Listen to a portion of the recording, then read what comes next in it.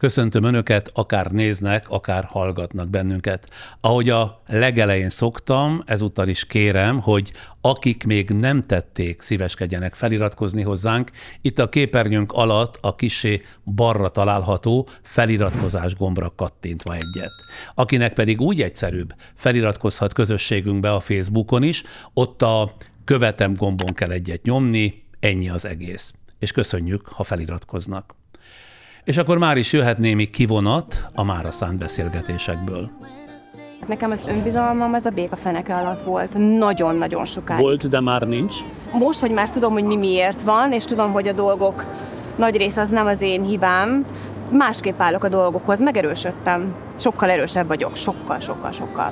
Tehát akkor szembesültem ezzel, hogy engem mennyire csodabogárnak tekintenek, ugye olyan csoporttársaim, évfolyamtársaim lettek, akik akár a gyerekeim is lehetnének. Honnan jöttem, mit akarok itt, mit keresek itt ennyi idősen, milyenek a szándékaim. Kételkedtek a tanárok az ön szándékának a komolyságában? Abszolút. Tehát megrendelik a fakivágást, ön kimegy, és amennyiben megállapítja, hogy még van élet a fában, tehát van értelme megtartani, akkor ön racionális érvekkel ezt megtámogatja.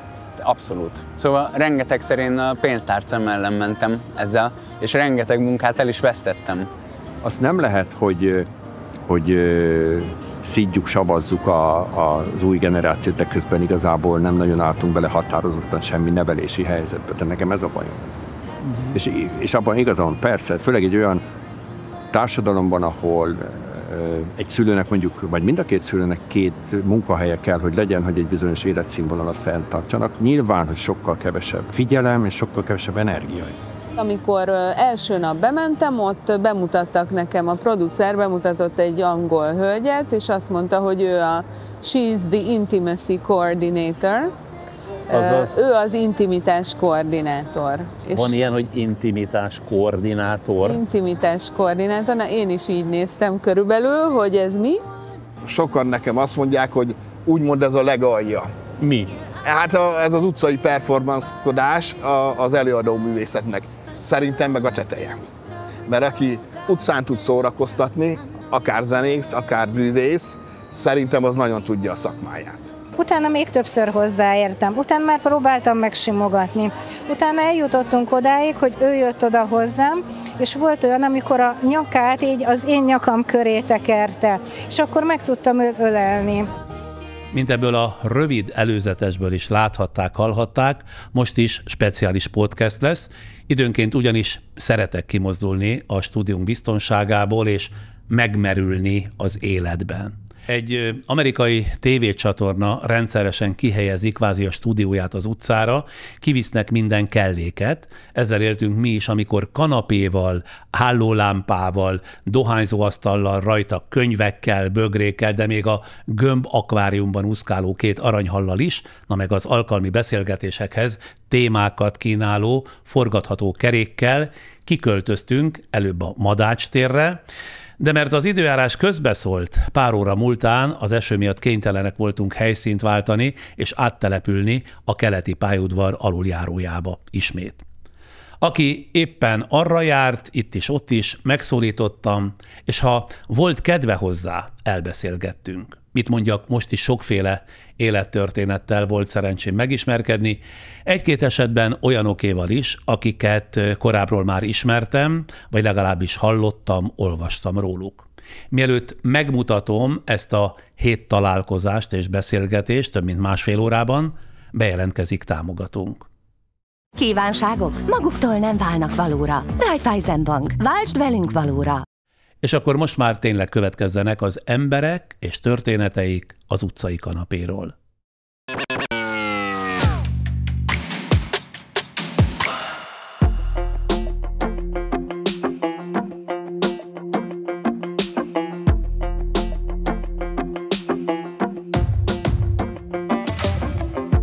Maybe I was blind, known you forever while I tried to find someone that could be. Na, egyet forgasson, jó? És itt a nyílmai mutatja. Cél, a célban. Jó, a cél visszament a célra. Jó. Hány éves kutya? 11 hónapos. Ja, még akkor kis kölyök kutya, ugye? De már jó kis sétáltatás. Első kutyája? Ő családkutya egyébként, de nem az első. Ha már a célt Igen. forgatta ki. Milyen kisebb és nagyobb cél vezérli az életben? Nagyon sokat változtak a céljaim. Tehát 10-15 évvel ezelőtt teljesen más célok vezéreltek. Mi volt 10-15 évvel mondjuk a célja?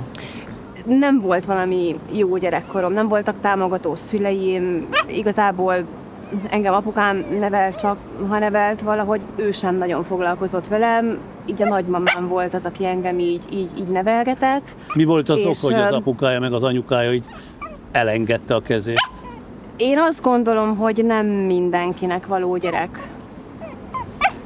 Nem kell minden áron gyerek szerintem. Szerintem én nagyon szeretem őket, meg nagyon tisztelem őket, bár édesapám már meghalt, de hogy én azt gondolom, hogy nem mindenkinek való gyerek. Nekem ugye az volt a célom, hogy minden áron kitörni onnan, nem ezt az életet akartam sem magamnak, sem a családomnak, és ugye mindig arra vágytam, hogy akkor majd én ezt máshogy csinálom, és máshogy lesz. Nagyon-nagyon jó munkát találni, egy nagyon jó férjet találni. Milyen hamar tört ki a családi közegben? Gyorsan, 19 éves voltam. És ezt a szülei könnyedén Persze. tudomásul vették? Hát nem is érdekelte őket igazából. Nem? Apukám is otthonban nevelkedett, és szerintem ez volt a legnagyobb baj, hogy ő sem tanult meg szeretni, mert őt sem szerették. Anyukám pedig nem tudott így egy helyben maradni, és azért is volt szerintem, hogy ő így elment. Elment önöktől? Igen. Mi volt a szülei foglalkozása? Apukám vízvezetékszerelő volt, ugye mi Balatonon nőttünk fel, Révfülöpön, és nekem a Balatonhoz ezért van nagyon-nagyon mély kötődésem, én nagyon szeretem a mai napig.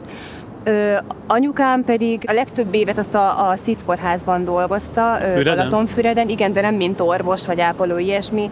Igazából ő telefonközpontos volt, meg így ilyenek, de az volt azt nagyon szerette. És anyukámat egyébként mindenki szerette, meg ma mai napig imádják, mert egy nagyon közvetlen, nagyon barátságos hölgy egyébként, csak nem alakult ki ez a mély kötődés, nem alakult ki ez az anya-lánya kötődés. Ez nincs. Ez nem volt. És ugye nekem ezért voltak ezek a céljaim, hogy innen kitörni, és mást, és másképp. Gyerekkorában érzékelte a szülei szeretetének hiányát? Persze. Csak én akkor ezt nem értettem, csak éreztem. Tehát tudtam, hogy valami nem jó. Tehát mindig volt bennem egy irigység, egy jó értelembe vett féltékenység az osztálytársaim iránt, akik ugye mentek haza, és akkor otthon volt apa, anya, meleg étel. Ez mind önöknek nem volt? Apukám ezért az többet volt így a kocsmában, mondjuk úgy, és akkor nekem az volt a nagyon nagy szerencsém, hogy az alattunk lévő házban lakott a nagymamám. Én szerintem a gyerekkorom 80%-át töltöttem ott. És a nagymama tudta pótolni a szülők ilyen értelemben vett hiányát? Nyilván nem. De én a nagymamámat imádtam. Aztán én vittem a felnőtt koromra rengeteg, egy hatalmas nagy csomagot. Ilyen volt például nekem a rossz párválasztás. Folyamatosan rossz párokat választottam. Mindig bemolzottam olyat, amiért nekem amire nem vágytam. Nagyon sokat olvastam erről, hogy mi miért van, amit ugye gyerekkorból hozunk, és hogy aztán milyen hatással van a felnőtt életünkre. És ugye ezt akkor az ember, amikor 20 éves, 25 nem nagyon érti. Ezt később érti meg, hogy mi miért történt. Ez nagyon furcsa. És szerintem most értettem meg azt a mondást is, hogy miért van az, hogy de szeretnék nagyon fiatal lenni azzal az ésszel, ami most van. Régebben például nem volt az, hogy jó, akkor elmegyek egy jó pszichológushoz. Vagy nem voltak ilyen jellegű könyvek. Ezekkel az emberek nem foglalkoztak annyira, amikor én voltam mondjuk 16-17 éves. Magára volt hagyva. Igen, akkor az úgy volt, hogy jó, hát ez a természetes, ez a dolgok rendje, és akkor majd lesz, ami lesz. De egy mai fiatalnak szerintem rengeteg eszköze van arra, hogy pszichológushoz járjon, hogy önfejlesztő könyveket olvasson, hogy megértse, hogy mi miért történik, és ezáltal valamilyen szinten tudja befolyásolni az életét. És azt mondja, hogy tehát a párválasztásai voltak sikertelenek, ugye? Abszolút, teljes abból mértékben. Levezethető módon, amilyen a gyerekkora volt. Igen. Meg az önbizalom hiányom. Tehát nekem az önbizalmam az a béka feneke alatt volt. Nagyon-nagyon sokáig. Volt, de már nincs? Most, hogy már tudom, hogy mi miért van, és tudom, hogy a dolgok nagy része az nem az én hibám, másképp állok a dolgokhoz, megerősödtem. Sokkal erősebb vagyok, sokkal. Mi a foglalkozása? Ingatlan értékesítéssel foglalkoztam mindig is, és pénzüggyel. Sikeres, ingatlan, közvetítő? Nagyon furcsa egyébként, mert most már egy kicsit másképp állok a dolgokhoz, mint régen. Tehát nem érdekel már úgy a karrier, mint régen. Egyáltalán nem. Teljesen más. Például az, hogy én most egy reggel sétáltatom a kutyát, teljesen boldog vagyok tőle. Maga osztja be a saját idejét? Igen. Tehát olyan a munkája? Igen. De ma miből él? Megtakarításokból is élek, igen, és elkezdtem foglalkozni igazából olyan jellegű befektetésekkel. Engem most ez érdekel nagyon. Én rájöttem arra, hogy az idő az egy nagyon-nagyon fontos dolog, amiből nincs sok. És akkor befektet, de mit? A saját megtakarításait, másokét? Persze, nem másokét.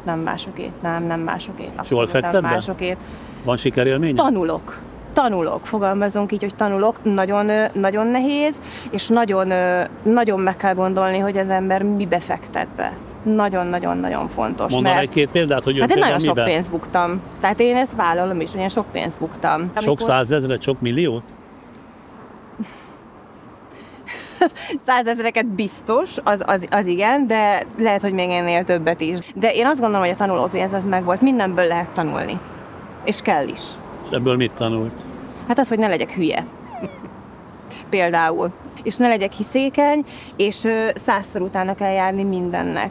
Nagyon-nagyon, mert nagyon-nagyon sok a csaló cég is egyébként, akiről mikor így utána néz az ember mindenhol, hát nagyon makulátlannak tűnik.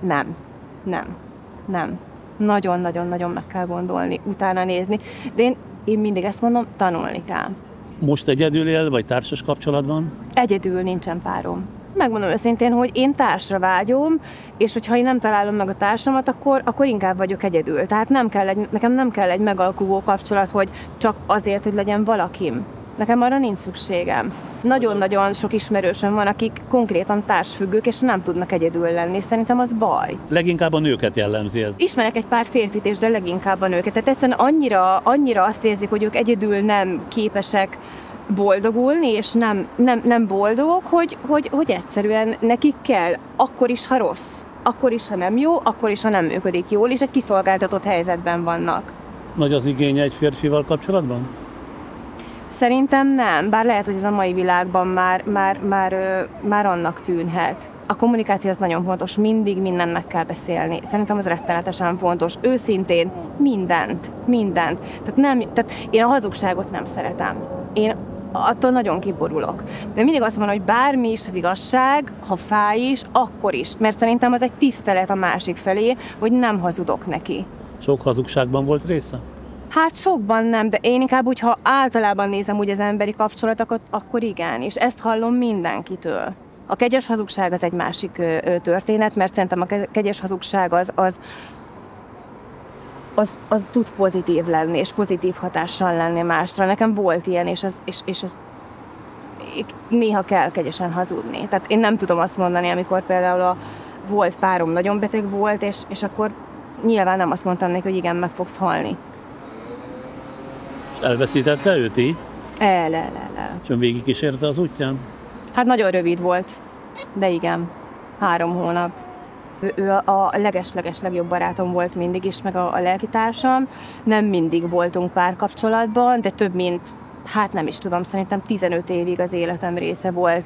De ő egy olyan tehát ő a leges legjobb barátom volt minden Tehát kétféle minőségben volt akkor az életében. Igen. Előbb barátság volt, aztán megszerelem. Igen, de a mai napig rossz, nagyon rossz, úgy felhívnám. Szerintem a mai világban ritka, az igaz barát is ritka.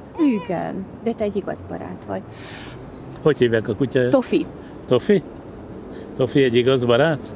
Tofi. Akkor most vele osztja meg az életét. Nem, ő egy családbarát kutya igazából, tehát ő nem az enyém, de úgy kezelem, mintha az enyém lenne, mert imádom. De akkor eléggé pekhes lehet, hogyha miután váltott barátságból szerelemre ez a minőség, hát egyszer csak kiderül, hogy beteg. Volt. Igen, de ő nekem a mai napig úgy hiányzik, mint egy ilyen lelkitárs. Ha már a célt forgatta ki, manapság mi a célja? Én egyszerűen csak szeretnék most már boldog lenni. Régen ez nem volt. Régen mindig mindenkinek meg akartam felelni. Mindenkinek. Még a boltos nénének is szerintem. De tényleg. Most már nem akarok. Kizárom az olyan embereket az életemből, akik úgy érzem, hogy nincsenek rám jó hatással és pozitív hatással. valahogy megváltozott a világ, megváltoztak az emberek, kicsit önzőek lettek, én úgy gondolom. Mindenki önmagára gondol? A legtöbb esetben igen. De ez nem azért van szerintem, mert az emberek nagy része rossz, hanem egyszerűen mindenki harcol a túlélésért. Ki kell fizetni ezt, ja Istenem, mi lesz, jaj, hogy lesz. Én ezt gondolom, hogy ez áll inkább a háttérben. Sok a stressz. Az emberek szerintem alapvetően nem rosszak. Egyszerűen csak a körülmények lesznek olyanok, amik megváltoztatják őket. Boldog emberen valamennyire? Szerintem igen egyébként. Régebben mindig azt gondoltam, hogy a boldogság az egy ilyen 0-24-es folyamatos dolog. Nem, ez nem így van. Ez nem így van. Meg észre kell venni a szép és jó dolgokat. Tehát, hogy nem... Ugye kinek mit jelent a boldogság? Nekem nem az a boldogság például, hogy veszek egy méregdrága autót, vagy egy órát. Nem, nekem nem ez a boldogság. Nekem ilyen apró dolgok. Például az, hogy tényleg most itt reggel sétálunk, és süt a nap, és csiripelnek a madarak. Teljesen boldog vagyok. De tényleg. De komolyan. Jó, hogy beszélgettünk. Köszönöm szépen. Ez egy boldogság. Hát én is örültem, és nagyon szépen köszönöm.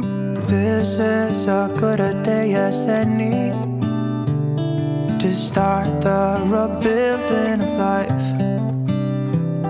The roads that lay open are many.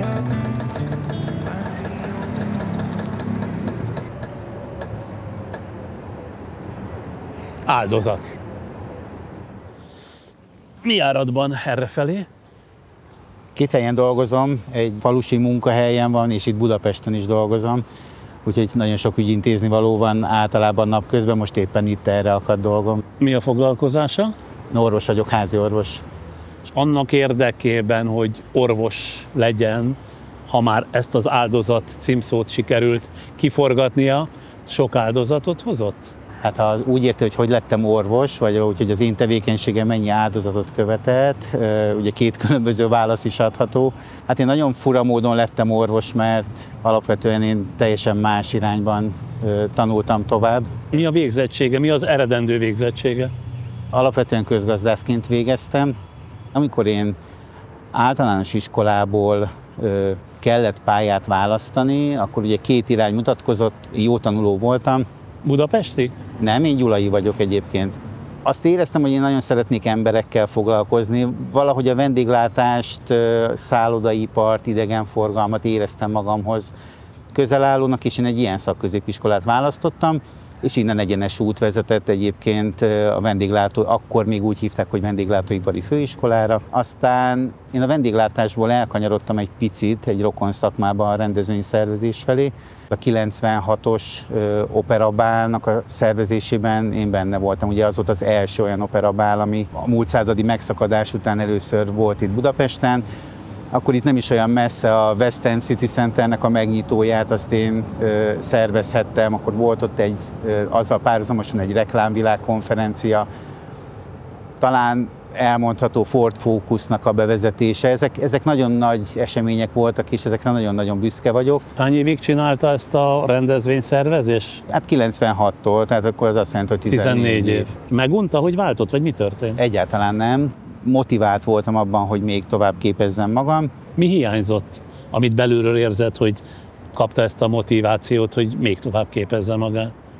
Nem, ezt nem biztos, hogy meg tudom most fogalmazni. Talán azt éreztem, hogy meg kell azt a tudást erősíteni, vagy azt a munkaerőpiaci értéket erősíteni, ami nekem volt, és úgy gondoltam, hogy egy jogi diploma az erre pont jó. Elment jogi egyetemre?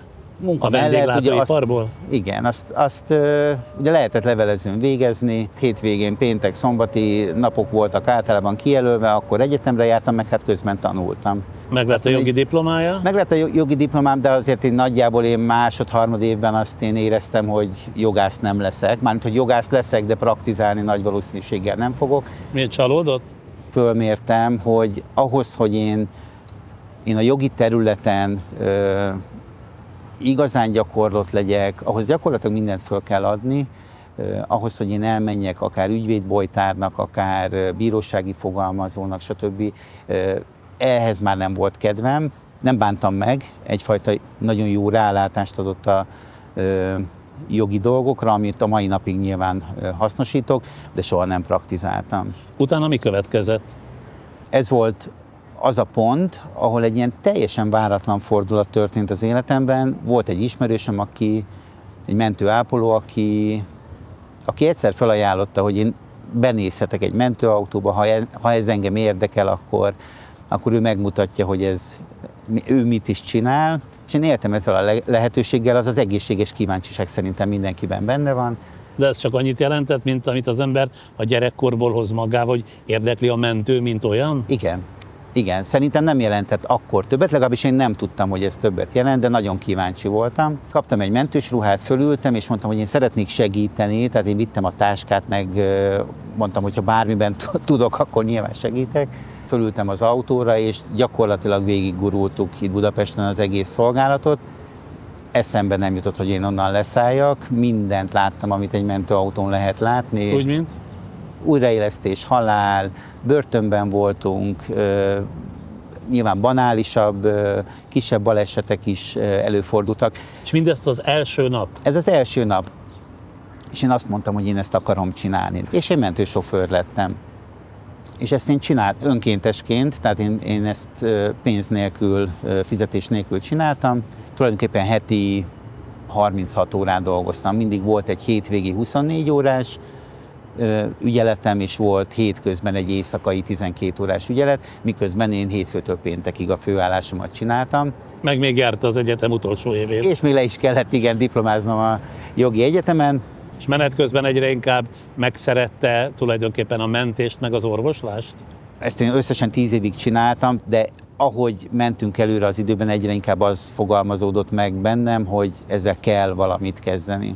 Azt gondoltam, hogy ha egy mód van rá, akkor megpróbálnám az orvosi egyetemet. Viszont az orvosi egyetemet csak nappali lehet elvégezni, nem? Ott nincs levelező vagy esti képzés.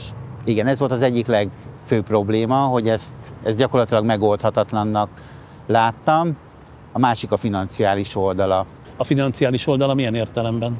Hát, hogy fél évente mondjuk ki kell fizetni 1,5 millió forintot nappali tagozaton is, mert az állam már nem finanszírozza. Ja, mert ez már másoddiploma. Ebben a tekintetben azért nem elhanyagolható, hogy ahol én dolgoztam multicégnél, ugye a marketing kommunikáció területén lettem vezető, majd ahogy növekedett a cég, szükség volt valakire, aki a jogi osztályt is először megalapítja, majd vezeti. Én voltam az, akinek volt már akkor jogi diplomája, rám bízták. Aztán annyira növekedett ez a cég, hogy a kommunikáció mellé azért a kormányzati kapcsolatokat is föl kellett venni, és jelentkeztem a politológiára, egy ilyen másoddiplomás képzésre, ami akkor nekem ugye már harmaddiploma volt. Már követni se tudom. Tehát a vendéglátóiparban dolgozik először, utána 11 néhány év után átmegy marketing vezetőnek egy multihoz, közben a hét számos napját mentősként, mentősofőrként tölti, és megfordul a fejében, hogy akkor elmegy orvosi egyetemre. Jól foglaltam össze? Így van. De az orvosi egyetemet miután csak nappali végezheti, ahhoz kellett valami engedély, mert miből finanszírozza, ha nem maradott a multinál, ugye? Ugye ezek így egymásra épültek, és nem egy ilyen céltalan bolyongás volt, hanem azért ez egy tudatos választás volt, ráadásul én azért ezeket szívesen tanultam, és ezek a területek engem érdekeltek. Amikor megfogalmazódott bennem, hogy én pedig beadom a jelentkezést az orvosi egyetemre, akkor nekem egy éven keresztül biológiát és kémiát kellett tanulnom, mert hogy le kellett érettségiznem. 3 diplomával a hátam mögött, nem volt kémia meg biológia érettségim, ez alapfeltétel. Mert oda emelt szintű érettségi kell, ugye? Akkor legalább egy emelt szintű érettségi kellett, de mind a 2 tantárgyból meg kellett, hogy legyen az érettségi. És ezek érdekében mit tett? Egy tanéven keresztül én tanultam magántanárnál biológiát és kémiát emelt szinten. Akkor már 38 éves voltam. Rögtön elsőre fölvették? Rögtön elsőre. Nem is akartam többet megpróbálni. Ha nem jött volna össze, akkor többet nem. Tehát akkor szembesültem ezzel, hogy engem mennyire csodabogárnak tekintenek. Ugye olyan csoporttársaim, évfolyamtársaim lettek, akik akár a gyerekeim is lehetnének. Honnan jöttem, mit akarok itt, mit keresek itt ennyi idősen, milyenek a szándékaim. Kételkedtek a tanárok az ön szándékának a komolyságában? Abszolút. Az első 2 évben ezt a csontomig éreztem. Minden egyes vizsgám, 1-2 kivétellel, de gyakorlatilag folyamatosan azt éreztem, hogy valahogy nekem nem csak azt kell bebizonyítani, hogy meg tudom tanulni ezt az anyagot, amit persze nehezített körülmények között kellett tanuljak, de azt is be kell bizonyítani, hogy én ezt komolyan gondolom. Tehát én ezt nem hobbiból csinálom, hanem ez valóban egy megérett szándék, hogy én orvos legyek. Sokszor kaptam olyan megjegyzést is, hogy még mindig akar orvos lenni, vagy még mindig úgy gondolja, hogy ön orvos akar lenni. Van ennek értelme? De simán letudta 6 év alatt az orvosegyetemet.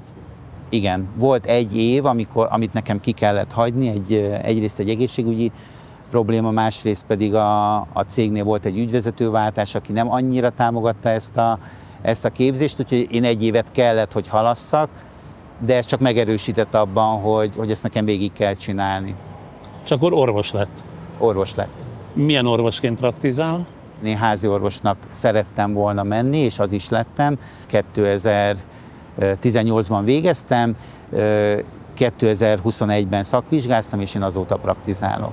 45 évesen kezdett bele tulajdonképpen az orvosi hivatásba. Nem tekintették utána sem csodabogár, amikor jelentkezett munkahelyekre, vagy keresett magának valamiféle praxist?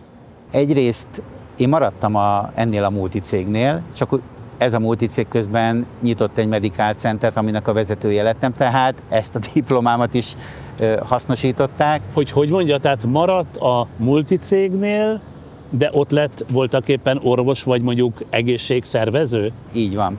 Így van, tehát én ott is dolgozom, ott már csak részállásban. Ez az ott dolgozó kollégáknak elsősorban a foglalkozás egészségügyi alkalmassági vizsgálat, a régi üzemorvosként hívott szolgálata, és egyre inkább ilyen dolgozói juttatásként plusz egészségügyi szolgáltatásoknak a szervezését jelenti. Azt félállásban csinálja, igen. És amellett pedig házi orvos. Amellett vagyok házi orvos. És önigazolta az élet? Tehát jól érzi magát a bőrében végre 4. diplomájával házi orvosként? Én a diploma átvételekor biztos voltam benne, hogy én jól döntöttem. Igen.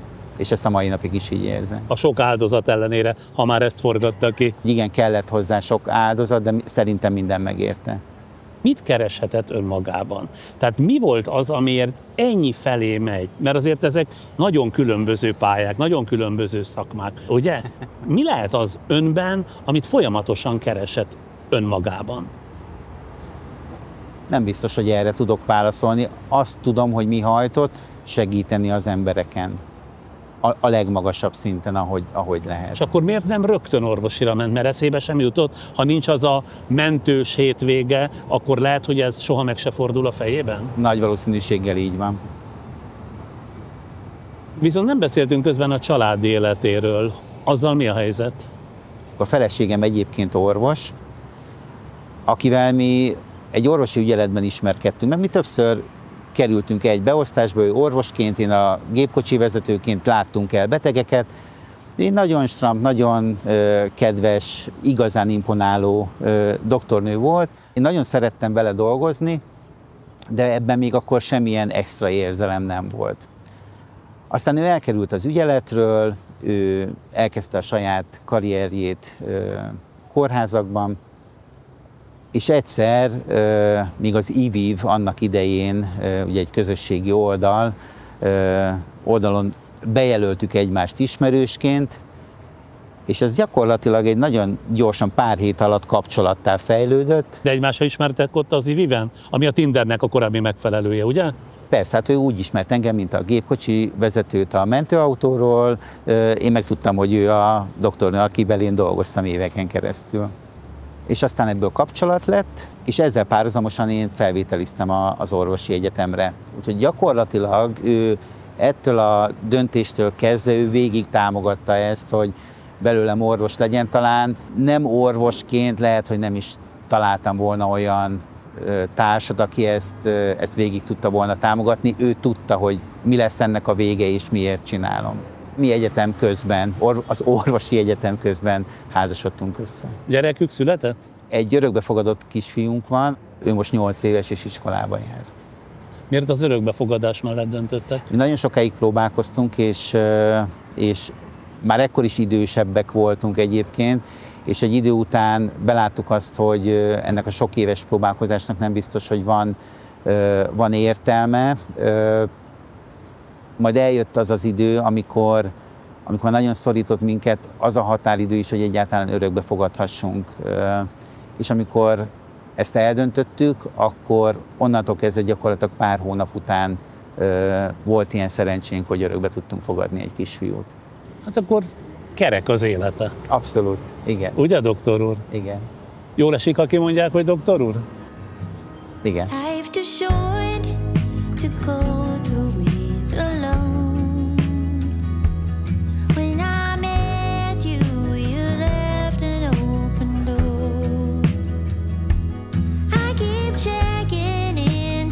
Fogalmak, aztán amit az élet dob, ott kezdjük legalábbis a beszélgetést. Parancsoljon egyet.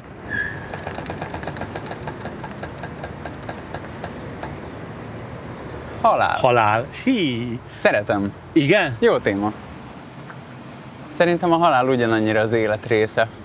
És favágóként én, mint révész, ez egy testközeli téma nekem. Na most kicsit sok mindent mondott, favágó, az igen. A fő foglalkozása? Igen. Favágó, faápoló. Én ipari alpinista voltam, és ezt nem megkerestek fakivágásokkal, meg lombkorona redukciókkal. Az mit jelent, amikor le kell nyírnom, le kell kicsit igen. Egyszerűsítenem a lombkoronát? Igen, mert hogy legyen kilátás, vagy legyen kevesebb levél, ezek az ilyen teljesen általános indokok. Ebből él? Fakivágásból, pontosabban faápolásból? Igen, főleg. Csak nagyon meg kell válogatni, mert sok olyan munkát kínálnak, amit én szívem szerint nem csinálnék meg, vagy nem úgy csinálnám, ahogy ők szeretnék. Milyen az a munka, amit nem szívesen csinál? Amikor mondjuk azt, hogy derékba kell vágni egy fát, és ezzel tulajdonképpen a halálos ítéletét írjuk alá, de a tulajnak pont ez a célja, hogy ne legyen ott. Nem fáj a szíve, amikor ki kell vágni egy fát? Dehogy is nem. Egy csomó mindent nem vágok ki, viszont vannak azok a fák, amik mondjuk veszélyessé váltak, vagy elpusztult. De hogy kell azt értsem, hogy nem vág ki minden fát? Nem minden fát vágok ki, amivel meg akarnak bízni a megrendelőim. Tehát az élőfa értékéről próbálom ilyenkor meggyőzni az ügyfelet. 2019. októberben történt. Egy nagy kivitelező cég kihívott egy vasútállomás építésre, ahol igazából a tervezőirodában nem vették figyelembe azt, hogy a tervezett trafóoszlopnak a közvetlen közelében van egy vasútállomásra egyidős platánfa. Tehát egy jó régi. Jó régi, tehát hogy az nem csak, hogy egy gyönyörű faóriás, hanem történelem is. És akkor kiment, és? Minden érzelmem felkavarodott. Tehát, hogy a szomorúságtól a felháborodottságig minden benne volt. Tehát dühös is lettem nyilvánvalóan, hogy hogyan képzelik, hogy egy olyan építmény, ami áthelyezhető, maximum a költségvetést egy kicsit növelte volna az újratervezés, de nekik nem jelentett az a fa akkora értéket, hogy ezt maguktól végig gondolják. És akkor ő mihez kezdett? Kétségbe esetten elkezdtem telefonálgatni, hogy mi a fenét lehet ilyenkor csinálni. Aztán utána jött egy érzés, hogy én ezt nem hagyhatom, hogy ez megtörténjen, és akkor írtam egy Facebook bejegyzést. Hogy? Leírtam benne a történetet igazából. Tehát, hogy van egy fa, én azt szeretném megmenteni, de a megbízó az mindenképpen ki akarja vágatni, mert valamilyen okból az neki útban van. Teljes részletességgel leírtam. Tehát, hogy a tervezési műhibát is beleírtam azt, hogy ez a fakivágása nélkül megoldható probléma lenne igazából. De nem éreztem hajlandóságot az ügyfél felől ennek a tárgyalására, tehát ők mindenképp a kivágást akarták erőltetni, és akkor megírtam ezt a bejegyzést. De mi volt a célja, hogy ezt föltette, ezt a történetet megosztotta a Facebook népével? Fel akartam hívni az emberek figyelmét, hogy álljanak mellém ebben az ügyben. Képviseljék a fának az értékét. Aztán lett egy olyan kezdeményezés, hogy a péceli polgármesternek e-maileket küldtünk. Tehát arra buzdította, ha jól értem, az internet vagy a Facebook népét, hogy írjanak a péceli polgármesternek annak érdekében, hogy ez a bizonyos fa megmaradjon? Igen, ez is egy, nem is emlékszem, hogy pontosan hogyan jutottunk oda, de viszonylag hamar kikötöttünk ennél jó, akkor az önkormányzat, és akkor a péceli polgármester, hogy ő mint lehetséges, illetékes személy, hogyha mellénk áll, akkor valószínűleg sikerre fogjuk vinni ezt a sztorit. De miért nem először a megbízót győzte meg, tehát aki ki akarta vágatni a fát? Mert náluk már azt tapasztaltam, hogy esélyem sincs.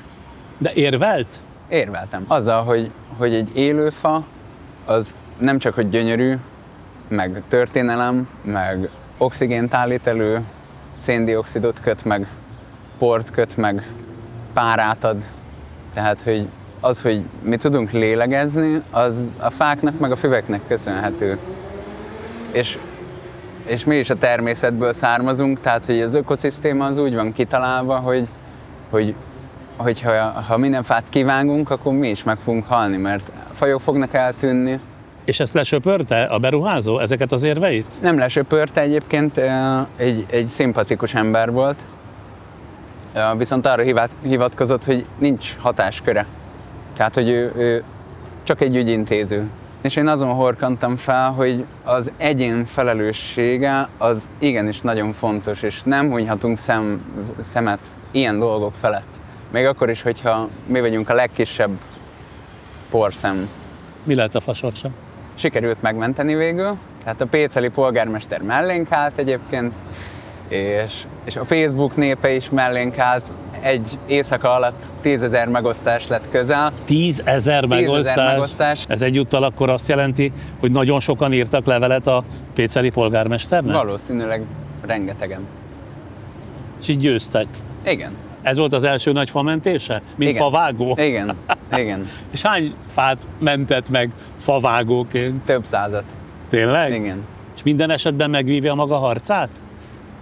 Van, amikor nem kell harcolni. Az értelmesebb és jószívű ügyfelek, ők szoktak rám hallgatni, sőt, azt kérik, hogy én adjak tanácsot, mert én vagyok a szakember. Tehát megrendelik a fakivágást, ön kimegy, és amennyiben megállapítja, hogy még van élet a fában, tehát van értelme megtartani, akkor ön racionális érvekkel ezt megtámogatja. Abszolút. Szóval rengetegszer én a pénztárcám ellen mentem ezzel, és rengeteg munkát el is vesztettem. Pont ezt akartam kérdezni, hogy tulajdonképpen a zseb ellen dolgozik. Abszolút. Én mindig arra vágytam, hogy igényes munkát tudjak végezni. És hogy a fáknak az életét segítsem, ne pedig tönkretegyem. 10 év alatt miből volt több? Fakivágásból vagy meggyőzésből, és megmaradt a fa? A kivágásból eleinte nyilván több volt. És aztán én felismertem, hogy én ezt nem akarom.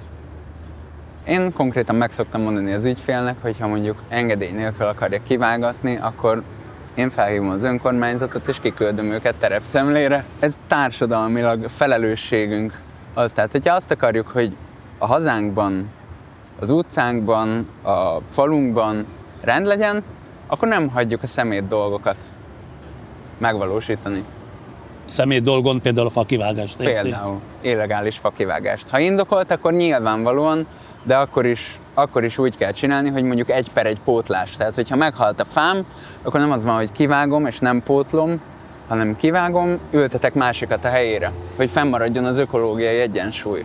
Azt lehet tudni, hogy mitől lett ilyen természetvédőt? Nekem anyukám gyerekkoromban olyat csapott a kezemre, ha a csoki papírt elmertem dobni, hogy másodszorra már meg se csináltam. Másrészt a saját élményeim hoztak el idáig. Szóval amikor a természetben jártam, akkor észrevettem, hogy sokkal jobban érzem magam, mint hogyha a városból kipufogó gőzt szívom, meg a beton, meg a téglák közé szorítom magam. De városi ember? Városi, én pesti vagyok. Antiglobalista vagyok, ha lehet ilyet mondani. A túlzott iparosodás, a médián keresztül mindenféle információ áradat, a világmárkák, a franchise üzletek, tehát hogy minden, ami igazából így a technológia, meg a kapitalista rendszernek a szüleménye, azt én elítélem és elutasítom. Mert azt látom, hogy ez olyan, mint egy autó, amit nem vezetnek, és a szerpentinen száguld.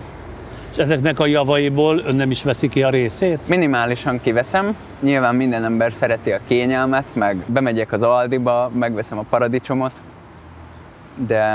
de már 15 éves korom óta folyamatosan állítom át magam, hogy egyszer önellátó leszek, egyszer ettől a rendszertől függetlenné akarok válni. Mindenképp is erre buzdítok másokat is. Hogyan él manapság? Sajnos sokat autózom, mert vidéken tudok csak jól aludni. Hogy érti ezt? Én vidéken lakom most, Budapesttől olyan 70 kilométerre. Fák között, gondolom? Fák között. Erdei friss levegő így lejön a hegyről este. Kora este gyönyörű naplementék vannak.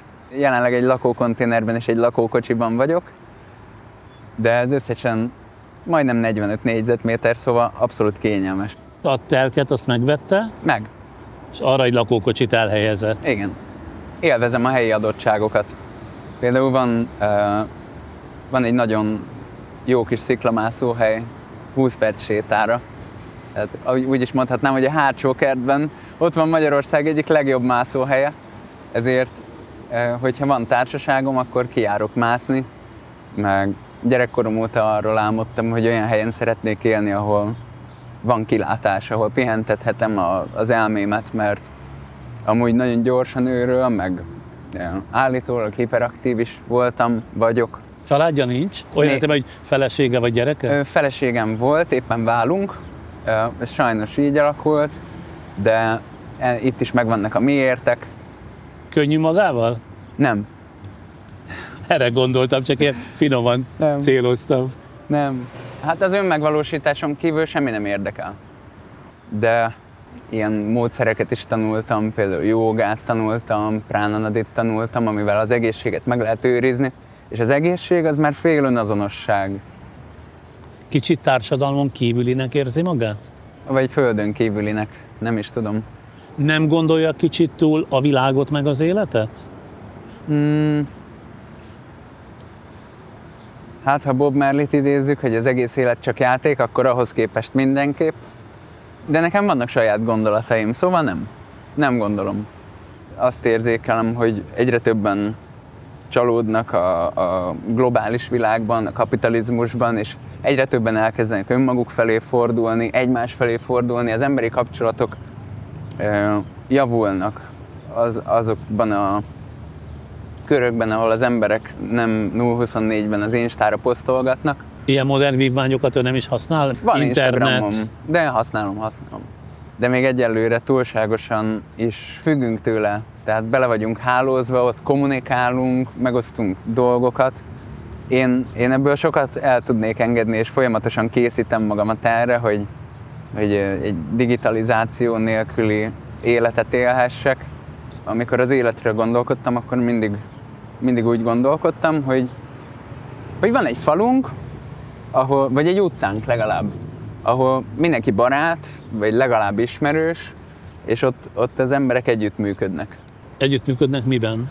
Az egész életben. Ha kell, vigyáznak egymás gyerekére, ha visznek át egymásnak zöldséget, ami náluk a kertben termett, odafigyelnek egymásra, megkérdezik a másikat, hogy van, nem csak felületesen, hanem tényleg odafigyelnek.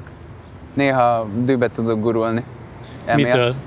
Hát például a közlekedés. Amikor azt látom, hogy tömött kocsisorokban minden autóban egy ember ül.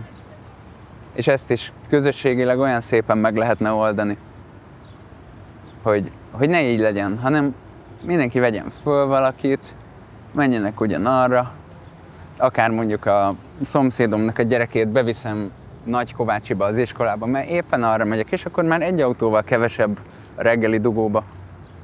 Nem kapja kritikaként időnként azt másoktól, hogy bizonyos értelemben naív és idealista? Igen, és szélsőséges. Kapja abszolút. Ezt? Meg, persze. Van a fákon, illetve a természeten kívül bármi, amihez jobban ragaszkodik, mint ezekhez?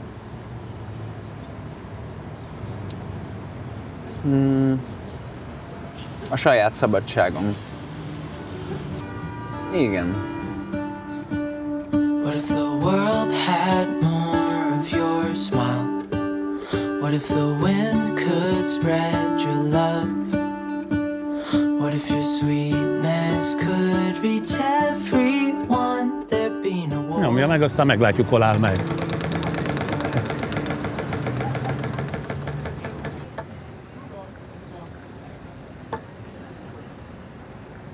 Szégyen. Oké. Hová tartott éppen? Könyvesboltba. Milyen gyakorisággal jár könyvesboltba? Én nagyon gyakran járok könyvesboltba. Valaha én azt tanultam az egyetemen, hogy az ember, ha ad magára, akkor könyvesboltba legalább 2 hetente egyszer jár, antikváriumban, ha még egyáltalán van ez a műfaj, oda meg legalább hetente egyszer. Ez egyfajta ilyen addikció is volt egy időben. Igen, antikváriumban rengeteget jártam, a múzeum körúton. Mi az ön foglalkozása? Én pszichopedagógus vagyok, gyógypedagógus, pszichopedagógus. Kikkel foglalkozik? Kamaszokkal dolgozom. Hát az jó kemény kihívás lehet. Én nagyon szeretem, és valahogy így össze tudunk hangolódni hamar és gyorsan, és így tudok velük, és szeretek velük dolgozni. Azt a fogalmat forgatta ki, hogy szégyen. Igen. Életében volt olyan dolog, amit nagyon szégyel? A pályám elején elfogadhatatlanul kommunikáltam. Tehát agresszív volt? Nem, trágár inkább. Trágár? Igen. És akkor is gyerekekkel foglalkozott? Így van, igen. Akkor csúnyán beszélt velük? Nem velük, hanem így csúnyán beszéltem. Aha. És én egy olyan helyen dolgoztam, ahol deviáns kamaszokkal foglalkoztunk, és lányokkal. És nem tudom, nagyon-nagyon a pályám elején volt, ez 25 éve volt. A következő történt. Egyszer az egyik növendékem, aki hát egy kicsit lassú volt szellemileg, bekopogott hozzám, és azt mondta, hogy azt szeretnék kérni, hogy legalább én ne beszéljek így. Tehát a gyerek rászólt önre? Hát inkább így kért, figyelmeztetett, igen, hogy legalább én ne beszéljek így. És akkor nagyon-nagyon elszégyeltem magam, hogy ezt nem vettem észre, hogy nem vettem figyelembe, hogy nekem milyen szerepem van tulajdonképpen, és hogy mit kell képviselnem. Attól kezdve soha többet nem használta azt a nyelvezetet? Ezt nem mondanám, de nagyon-nagyon figyelek, és figyeltem arra, hogy ez ne forduljon elő. Miért ezt a pályát választotta?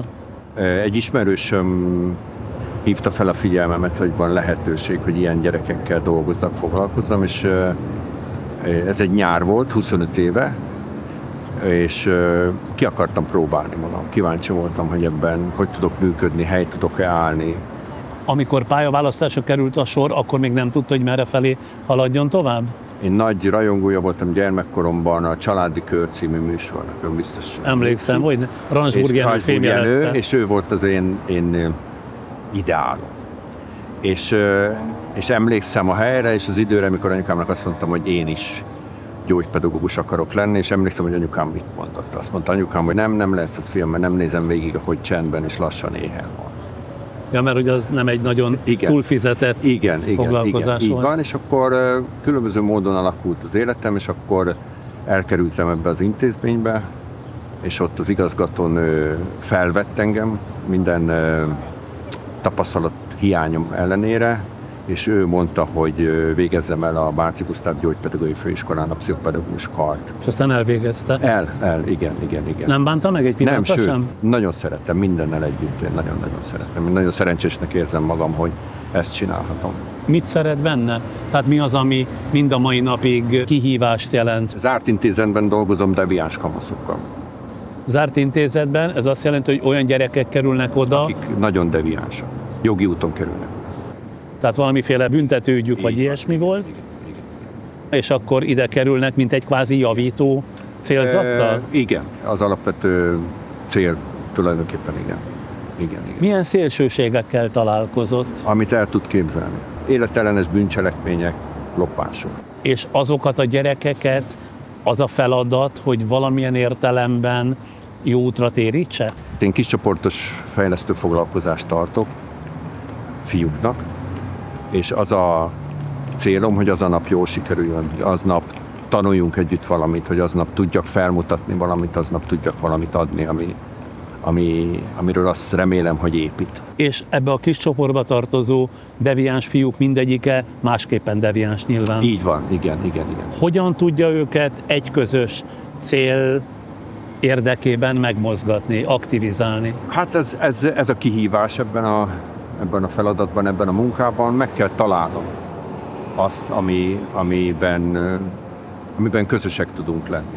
A feladatok, amiket viszek, az mindig egyszerű és konkrét. Elmondom, hogy mit fogunk csinálni és hogyan, és azt is elmondom, hogy mit szeretnék átadni. Például? Mondjuk számtan, matematika, alapvető műveleteket szoktunk újra meg újra ismételni, mert hogy jellemző erre a populációra, hogy kimaradnak a közoktatásból, és akkor elmondom, hogy mit fogunk csinálni, elmondom, hogy hogyan fogjuk csinálni, hogy megmutatom, aztán gyakorolunk, aztán mint egyedül. Összeadás, kivonás, így, szorzás, osztás? Pontosan. Ezek hány éves gyerekek? Hát a kamaszok? Hát ott mondjuk azt, hogy átlagban 16 évesek. És még 16 éves korukban ilyen matematikai alapműveleteket nem ismernek, nem tudnak? Bizonytalanok benne nagyon. Igen. És akkor úgy építem fel a foglalkozást, és nagyon, nagyon egyszerű és nagyon érthető minden. Az elvárásaim is. Azt nem értem, hogy ebből hogyan lesz aztán az, hogy valamennyire, vagy talán jobb esetben nagyon átalakul a személyiségük. Mert ugye az a cél, azt mondta az elején, hogy a személyiségüket fejlessze. Az én feladatom az is, hogy felmutassak egy másfajta emberi működést, amivel talán eddig találkoztak. Ugye kis csoporttal foglalkozunk, tehát eleve több figyelmet tudnak kapni, mint egy átlagosztályban. És vannak nagy sikerélményei, vagy csak aprók? A Facebook csodálatos világában megtalálnak régi növendékeim, és főleg az első időszakból, amikor kezdtem, felnőtt emberek már, és ez nagyon jó látni, hogy egy rendezett életet élnek, ami elfogadható minden szempontból, és nevelik a gyerekeiket, és néha így beszélgetünk. Én megtanultam ebben a szakmában kis dolgoknak is nagyon-nagyon örülni. És aki ebben dolgozik, az muszáj, hogy ezt megtanulja. Úgyhogy egy picit más a mércém, mint egy átlag embernek. Hogy boldog ember? Elégedett vagyok minden. Már ami a szakmáját illeti. Igen. És a személyes élete? Igen. Hát most már minden gyermekem felnőtt, úgyhogy... Hány gyereke van? 3 lányom. 3 lány? Igen. És ők mivel foglalkoznak? Hát a nagylányom művészeti menedzser, a középső lányom ő szociális munkásnak tanul, volt egy kis kitérője, nem erőltettem, és a legkisebb lányom az én nyomdokaimba lépett, amit szintén nem erőltettem, most a Bárci Gusztáv gyógypedagógiai főiskolán tanul. Igen, és a felesége mivel foglalkozik? Elváltam, de ő is gyógypedagógus volt. Sok minden adódik az ember életében, ami összegződik talán, és akkor azt gondolom, hogy akkor az volt a legjobb döntés. Nem akkor, hanem az egy jó döntés volt, akkor inkább így van. Mennyit dolgozik egy héten minden nap? Sokat, igen. Egyrészt félállásban dolgozom, és van magánpraxisom. És oda is ilyen deviáns gyerekeket hoznak? Hát nem, mert ahhoz, hogy ilyen nagyon-nagyon deviáns gyerekekkel foglalkozom valaki, az egy szakmai csapat kell. Tehát azért elég régóta dolgozom a szakmámban, ahhoz, hogy tudjam, hogy mi a kompetenciám, és mi az, amit nem szabad vállalnom, mert hogy nem tudnék a feladatnak megfelelni. És akkor a magánpraxisában kik keresik fel? Szülők, akik szeretnének válaszokat találni. Ugye a kamaszkor az mindenkit érint, mindenkit drámaian érint, és mindenkit meglepetésként érint, és akkor szülők keresnek meg főleg. A kamaszkorban annyi minden változik, a gyerekekben is, hogy a felnőttek, a szülők nem találják meg a megfelelő válaszokat az új élethelyzetre. Lehet, hogy durvát fogok kérdezni, jó, de bennem megfogalmazódik, azért hozom szóba. Nem tapasztalja azt, pláne ha 25 éve van a pályán, hogy mintha folyamatosan a generációk mennének lefelé, a szónak minőség értelmében? Számomra az a fontos, hogy mi felnőttek mit tettünk azért, hogy ez ne történjen meg. Ez nekem egy nagyon-nagyon fontos dilemmám. A tekintetben milyen választad? Hogy nem tettünk meg mindent. Hogy borzalmas világot és társadalmat hagyunk a gyerekeinkre. Szégyelhetnénk magunkat. Szégyelhetjük magunkat, azt mondja? Igen. Ha már a szégyen szót forgatta itt ki. Igen. Konkretizáljuk. Milyen értelemben, miért? Vegyünk példának az okostelefon használatát, amit nemrég kezdtek komolyan kutatni. És eleinte mindenfélét kitaláltunk mi felnőttek, hogy miért lehet, vagy szabad, talán még kell is engedni, hogy a gyerekek használják ezt. És odáig jutottunk el, hogy különböző üzleti okok miatt, tehát szeretném, ha nem felejtenek el. hogy a gyerekek viselkedés addikció alakult ki gyerekeknél az okostelefont illetően. Ja, tehát függőségbe kerültek a telefonjukkal. És ezt mi szülők intéztük el a gyerekeknél? Abszolút. Úgy gondolja? Nem, biztos vagyok benne. Nem egy kortünet? Nem. Nagyon fontos, hogy ha valaki bevallaná, hogy azért van a gyereknek okostelefonja, hogy csöndben legyen. Addig is el van. És szoktam javasolni egy gondolatkísérletet. Ha az okostelefon helyett azt mondanánk, hogy pálinkás kenyér, akkor mindenki fölhörög.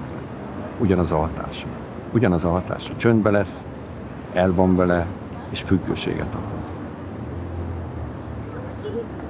Nagyon komoly következménye van, és lesz ennek a dolognak. Vannak most már országok, ahol ezt a problémát komolyan veszik, és társadalmi szinten próbálnak keresni válaszokat. Van, ahol kötelezővé teszik például, hogy a telefont nem lehet vinni az iskolába, Dániába, Svédországban. Nálunk is nagyjából így van. Igen, és ez nagyon jó kezdeményezésnek tartom, és nagyon fontos. Angliában tudom, hogy ők most ott tartanak, hogy kísérleteznek, gyerekek önként vállalhatják, hogy egy külön szekrényben lerakják a telefont, és ez nagyon fontos és komoly kutatások vannak már mögötte, úgyhogy nagyon-nagyon komolyan kéne venni, és visszatérve az eredeti kérdésre, a felnőtteknek, a szülőknek nagyon komoly felelőssége van. És akkor még miért szégyelhetjük magunkat, mi felnőttek, szülők, már ami a gyerekeket, a kamaszokat illeti? Mondok egy példát megint, hogy ne okostelefon legyen. Tehát, hogy kellett segítenie otthon. Kellett segíteni? Igen. A gyereknek? Elmosogatni, hogy? Ja, tehát, hogy háztartási munkában, vagy otthon például valami, igen, hogy elmegyünk fiam vásárolni, gyere. És akkor mondja, hogy és akkor azt mondja a szülő, gondolja magában, jó, fáradt vagyok, nem akarok konfliktusba, elmegyek én. Azt nem lehet, hogy szidjuk, savazzuk az új generációt, de közben igazából nem nagyon álltunk bele határozottan semmi nevelési helyzetbe. Tehát nekem ez a bajom. És abban igaza van, persze, főleg egy olyan társadalomban, ahol egy szülőnek mondjuk, vagy mind a két szülőnek 2 munkahelye kell, hogy legyen, hogy egy bizonyos életszínvonalat fenntartsanak. Nyilván, hogy sokkal kevesebb figyelem és sokkal kevesebb energia jut. Tehát ez tény. De ettől még az is tény, hogy a gyerekeink, ez a generáció, mondjuk akik most kamaszok, valamiért ilyenek, és nem kenhetjük a kulturális és technikai változásokra. Az ön 3 lánya makulátlan? Biztos nem. Meg remélem, hogy nem. Na csak arra akartam kiukadni, hogy tökéletesen nevelte őket? Nem. Erről van is egy előadásom, hogy hogyan legyél elég jó szülő. És én elég jó szülő. Én remélem, hogy elég jó szülő. Remélem, hogy ők is ezt mondanak. Elég jó szülő hogy volt? Elég jó szülő. Nem tökéletes szülő, hanem elég jó szülő. Igen. Miben nem volt tökéletes? Talán volt egy szakasz az életemnek, amikor a karrierem jobban előtérben volt, mint az, hogy mennyi időt és figyelmet szentelek rájuk. De azt jól érzékelem, ugye, hogy jóban van önmagával. Igen, én avval hencegek magamnak, hogy ez így van. Igen. Köszönöm, hogy megismerkedtünk. Én is nagyon szépen köszönöm. Minden jót kívánok.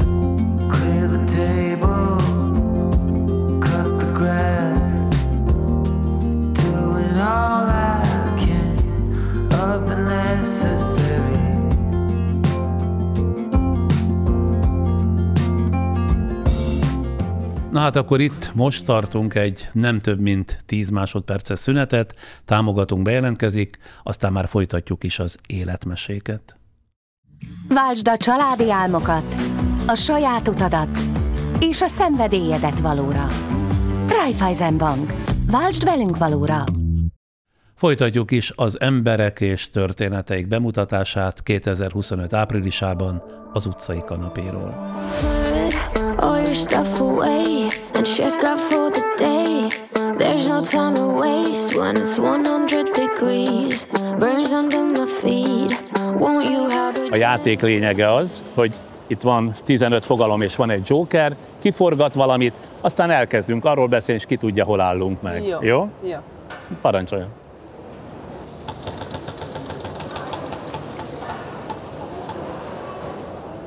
Győzelem. Oh, wow. Jó fogalom.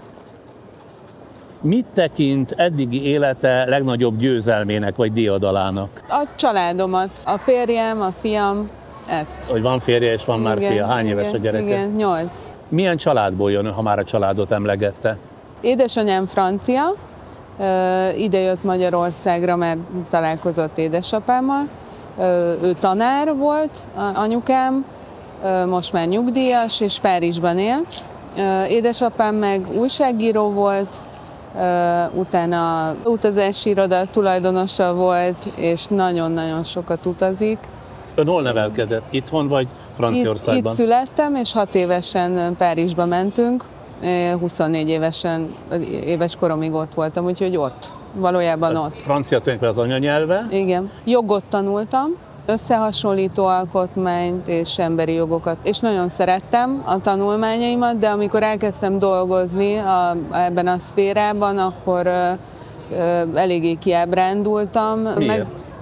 Mert az irodai lét az nekem kibírhatatlan.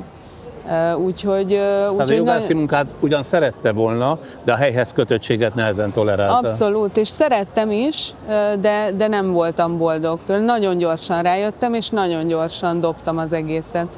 És akkor mire váltott? Strasbourgban voltam az Emberi Jogi Bíróságon, visszajöttem ide, és elkezdtem tolmácsolni, és az egyik tolmács munka alatt találkoztam egy tévéstábbal.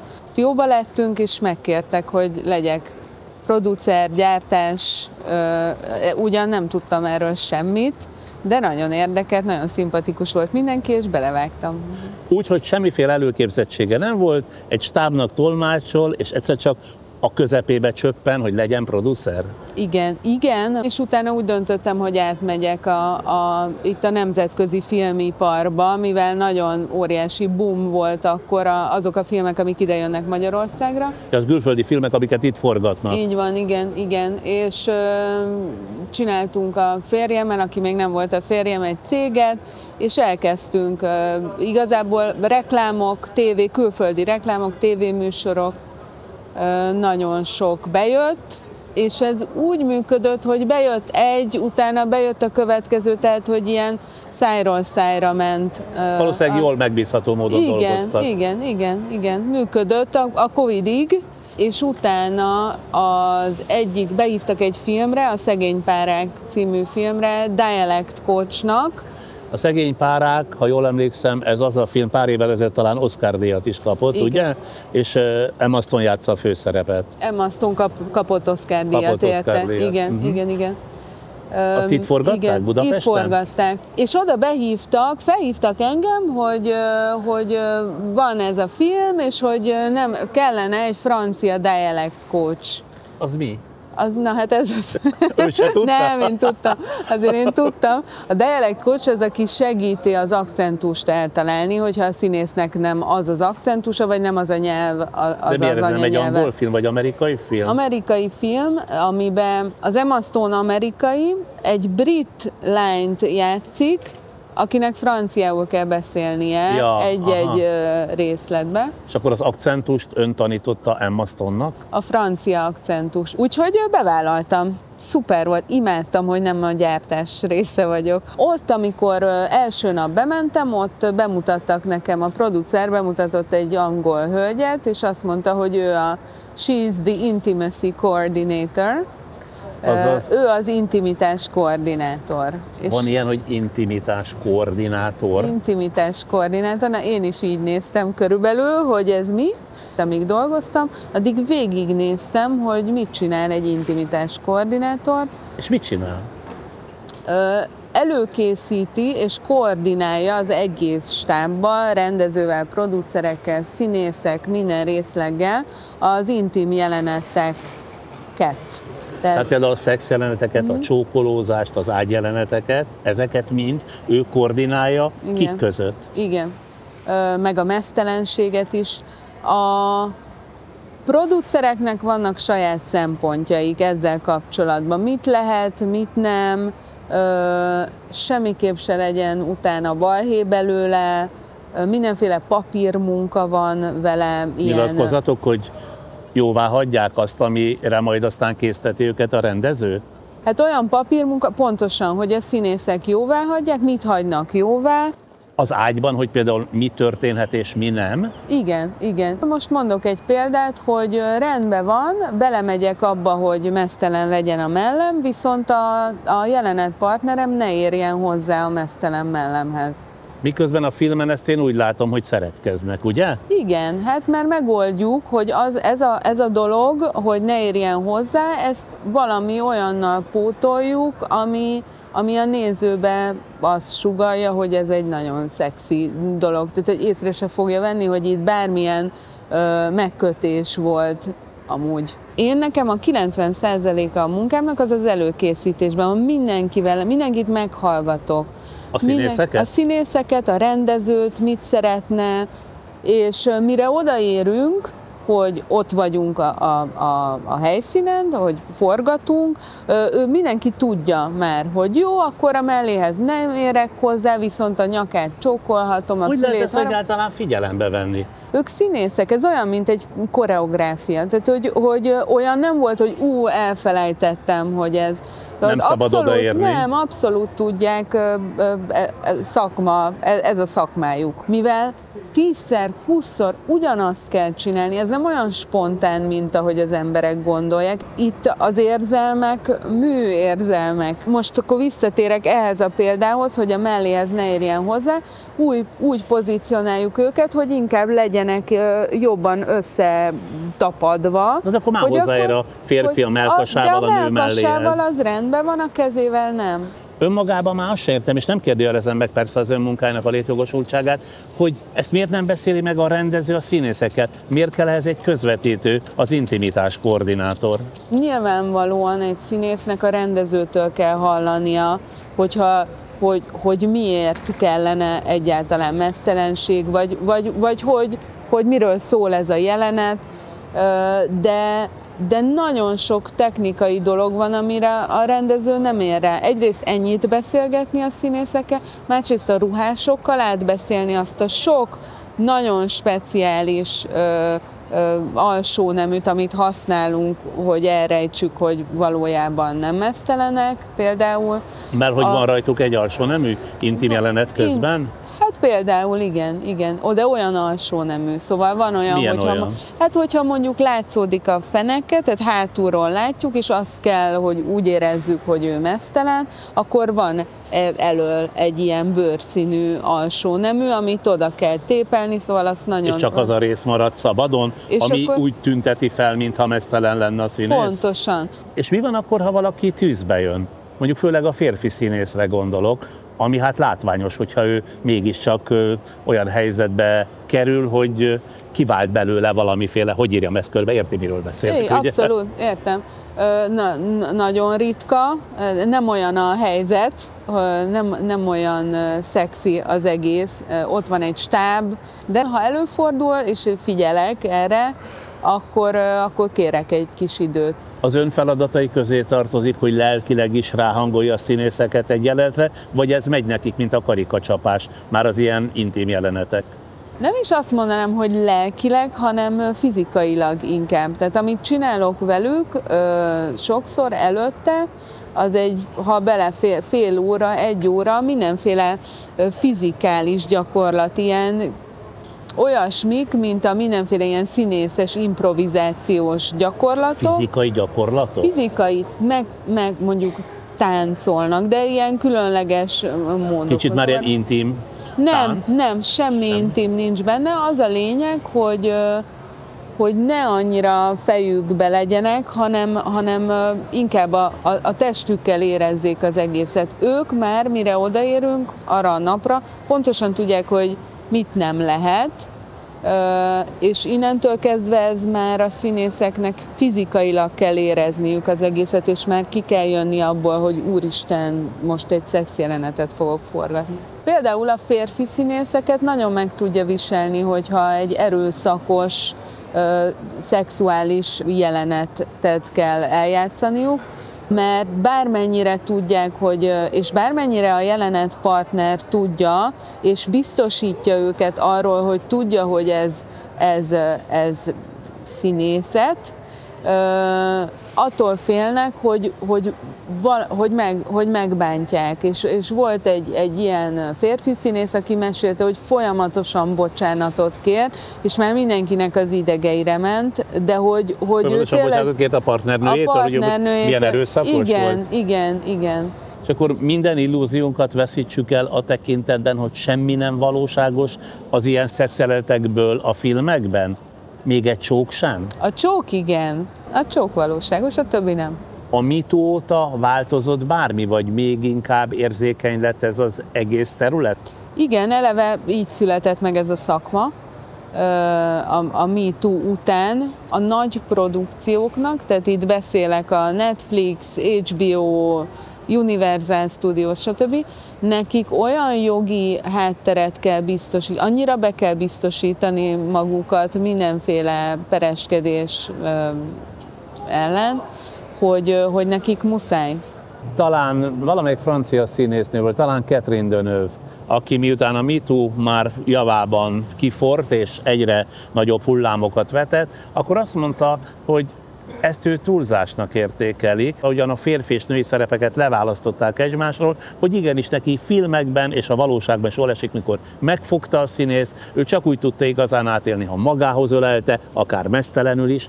Tehát, hogy azért, mintha mindent úgyse lehet leszabályozni, de mégis megpróbálnak például az önfeladatkörével olyan módon részletesen kidolgozni, hogy esetleg mindkettőnek, de legalábbis az egyiknek ez már sok.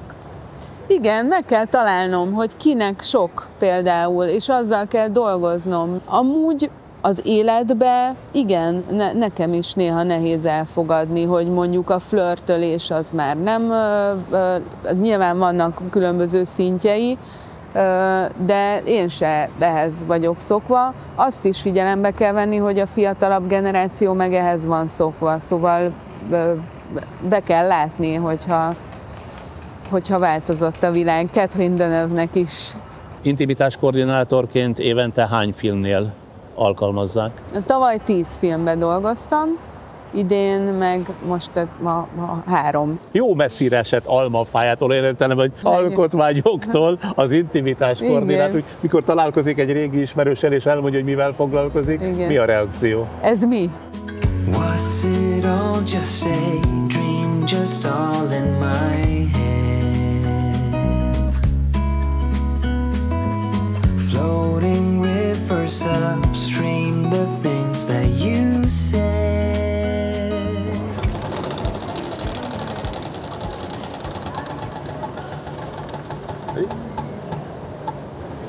Erőszak. Erőszak? Foglaljon itt helyet. Szükséges az ebben a mai világban, hogy az ember időnként erőszakos legyen? Igen, sajnos igen. Az utcán, hogyha egy kicsit tovább néz valakinek a szemébe az ember, az már a felhívás arra, hogy ebből lehet, hogy egy erőszakos konfliktus lesz, mert hát ugye ilyen a természet. Szemlesütve jár, ez azt jelenti az utcán? Nem, soha. Hát én harcos vagyok, tehát... Milyen értelemben? A tanítványaimnak is mindig azt mondom, hogy csak úgy hagyja el a helyszínt, hogyha az nem jár presztízs veszteséggel. Mit tanít, hogy tanítványokról beszél? Hát van egy saját önvédelmi stílusom, meg előadó művész is vagyok. Milyen műfajban? Mint bűvész. Bűvész? Igen. Tud valamit mutatni hirtelen? Nekünk? Hát az a baj, hogy csak a kalappal tudok én így most, hát így ülve meg egy kicsit nehezebb, de... Hát sikerül. Ezt tanulta, vagy amatőr módon csinálja? Hát én profi vagyok már. Én 1984-ben vizsgáztam az állami artista képzőiskolába, még Rodolfo vizsgáztatott. Tehát. Tényleg? És csontra átmentem. És azóta ebből él? Ebből is. Meg vannak földjeim. Földjei? Ugye, igen. A föld az örökség. Édesapám az Hortobágyon volt főállattenyésztő, egyébként Hortobágyon nevelkedtem, és a csikósok mindig hozzánk jöttek, és nézték a tenkes kapitányát, és már ott megtanultam, hogy a végén csattan az ostor. Tehát... Cirkusznál nem is dolgozott? De. A fővárosi nagycirkuszban csináltam egy nagy szezont. Tudomásom szerint Rodolfo után én voltam az első bűvész, aki ilyen nagy szezonra kapott szerződést. Ez 97-8-ban. És miért lett annak vége? Hát mert a cirkusz élet ilyen, hogy kap az ember egy szerződést, utána jönnek mások, tehát ezt mindig menni kell, és menni kell a szerződések után. És ez nem jár némi bizonytalansággal? Már a megélhetés szempontjából? Hát ez úgymond egy cigány élet. Cirkuszos ember az a farkasok dala szerint él. Tehát éhezünk és fázunk, de szabadok vagyunk. Fontos önnek a szabadság? Igen. Csak a szabadsághoz azért pénz is kell. Van egy állandó terepe, ahol azért kiáll és ott bűvészkedik, illetve artistáskodik? Hát nagyon sokat dolgozok óvodákban egyébként, mert a gyerekműsorokat nagyon szeretem. Meg hát különböző ilyen céges rendezvények, ahova fölkérnek. Mert van nekem egy ilyen magyaros jellegű műsorom is. Az mit jelent, hogy magyaros jellegű? Hát, hogy ilyen népi viseletben, most éppen is rajta a mellé, mert ugye Székelyhídi Nagy Csaba vagyok, a népi varázslatok mestere. És, ez a titulusa? Igen. Székelyhídi Csaba? Székelyhídi Nagy Csaba, a népi varázslatok mestere. És úgy szoktam bemenni, az a köszönésem, hogy áldás, békesség, no meg világbéke. Egyébként legutoljára Barcelonába utcán bűvészkedtem, tehát... Csak úgy megállt spontánból? Igen, és akkor elkezdtem, és akkor... Hogy került Barcelonába? Hát nekem a Barcelona maga a csoda, tehát ott már többször voltam, és tudom, hogy ottan több olyan hely van, ahol ezek a street performance-ok szoktak dolgozni, és direkt meg is akartam nézni, és akkor figyelgettem őket, meg minden. De te csak beállt ön is? Hát nem azon a helyen, mert nehogy konkurenciát lássanak bennem, aztán hirtelen kezdődik az utcai konfliktus, tehát... Az erőszak? Azaz, hogy visszatérjünk a témánkhoz. Azaz, tehát csak úgy ki akartam próbálni, mert ez nekem terveink között szerepel egyébként, hogy így az utcán bűvészkedni, mert egyébként Nyugat-Európában ennek nagyon nagy kultúrája van. Itthon nem?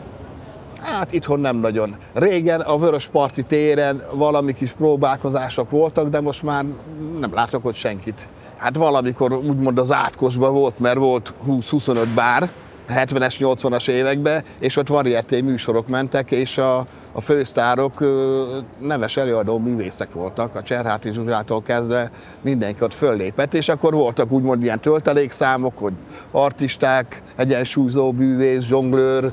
Önnek ilyenben volt része? Volt. Tehát melyik bárban lépett föl? Most így majdnem megfogott a tavaszbár. A tavaszbár most így hirtelen eszembe jutott. Tehát ott például be voltam öltözve ninjának, és akkor ilyen tüzes dolgokat, meg ilyesmiket csináltam, mert ugye a harcművészetet összekombináltam a bűvészkedéssel, ebbe is szerintem a világon is az első között voltam, akik a harcművészetet kombinálták a bűvészkedéssel. Minden számát önmaga dolgozza ki, vagy van segítsége, gag csapata például? Hát az jó lenne, ha már gag csapatom lenne, mert akkor már ismert lennék. Tehát nekem volt egy bűvészmesterem, akinél évekig tanultam, és akkor... De ő nem Rodolfo? Nem Rodolfo volt, most szeretném elmondani, mert mindig csak Rodolfóról beszélnek. Száva Sándornak hívták, a pozsonyi, ez volt a művész neve, a Pozsonyi Bűvész Együttes vezetője, és ő volt egyébként az egyetlen magyar bűvész, aki nemzetközileg olyan ismert volt, hogy nemzetközi zsűrikbe hívták őt zsűrizni. Tehát, de ugye abban a korban a másik művész volt ismert, ugye különböző okoknál fogva meg, de egyébként mindig azt szoktam mondani, hogy nem biztos, hogy a leghíresebb a legjobb. Ezt ha akarom, értem, ha akarom, nem? De nem nagyon bizonytalan így az élete? Hát van benne bizonytalanság. Egyébként sokan nekem azt mondják, hogy úgymond ez a legalja. Mi? Hát ez az utcai performance-kodás az előadó művészetnek. Szerintem meg a teteje. Mert aki utcán tud szórakoztatni, akár zenész, akár bűvész, szerintem az nagyon tudja a szakmáját.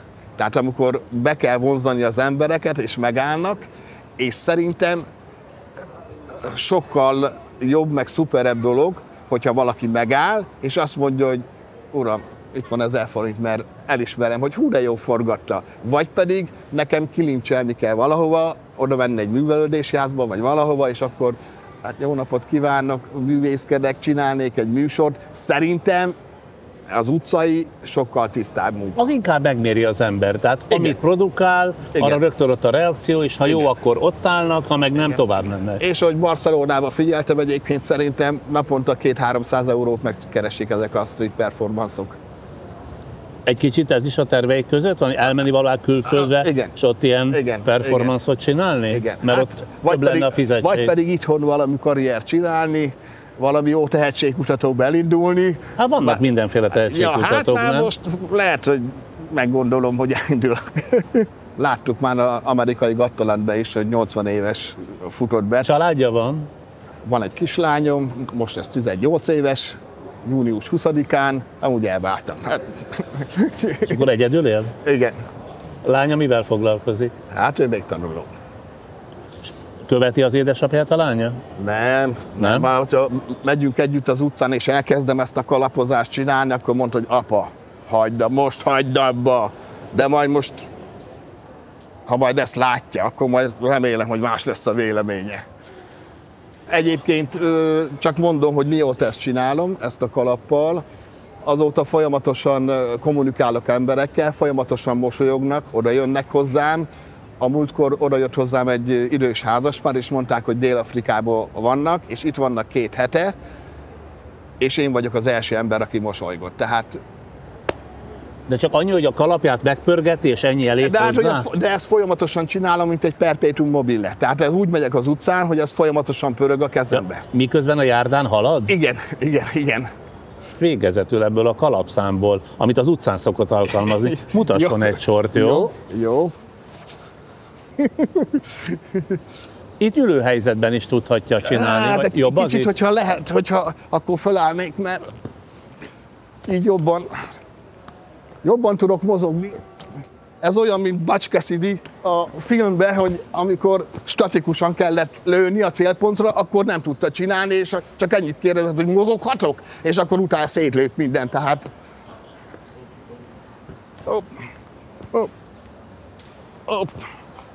Júj! Hát pont a vége nem akar sikerülni. Bravo! Köszönjük szépen!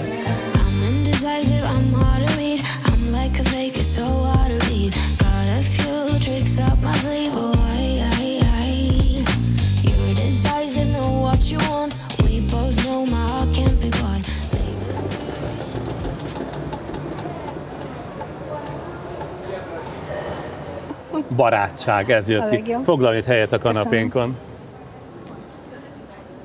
Barátkozós típus? Gyerekkoromban zárkózott voltam, aztán a munkámból adódóan muszáj volt barátkozni, bankban dolgoztam projektkoordinátorként, majd projektvezetőként, de most lehet, hogy ellentmondok magamnak.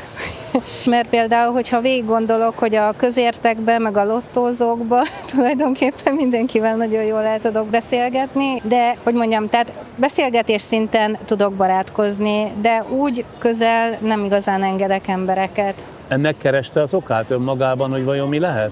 Szerintem a gimis korszak az a legbarátkozósabb. Utána kezdődik a továbbtanulás, ki ide megy egyetemre, ki oda, ki külföldre megy, és akkor már kezdődik ez a szétszóródás.